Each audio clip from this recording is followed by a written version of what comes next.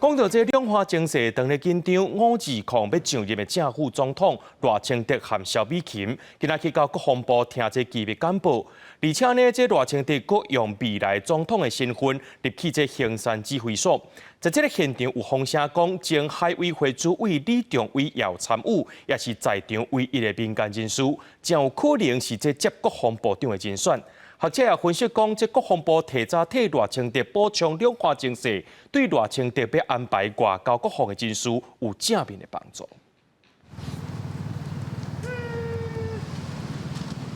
宪兵伫大门口抬兵，准总统赖清德的车队下当2点挂，内阁国防部车身卡标的冻调落车集团，下当讲看不到随行人士，真的是准副总统萧美琴的车队早一步到，2个人这座的目标就是到国防部听机密简报，了解台美军购重大建军进度，尤其赖清德也阁创下准总统的先例，入到衡山指挥所时度。赖清德听完简报，大批车队开往俗称山洞，负责掌握敌情的衡山指挥所外界解套。国防部提前让赖清德了解两化情势，国防部当充分掌握强军动态。另外，团组误会人员，包括前海委会主委李仲辉、国防部这年人选的声音未细，而且分析赖清德的国防外交人数安排，美国也高度关注。美方呢希望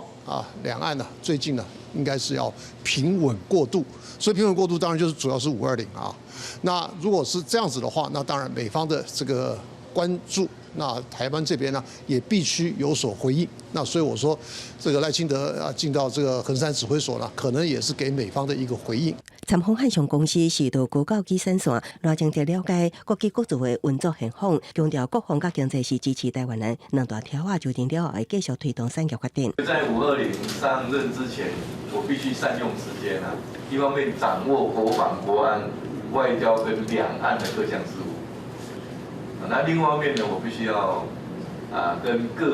台湾的各大产业能够座谈，听大家的声音。两化情势严重，国防部找2征局，共机6架次机中飞过海峡中线2架次，中南7架次钓台。另外，中共初3会发射火箭向西太平洋方向飞行。经过台湾防空识别区，国军会严密监控。记者综合报道。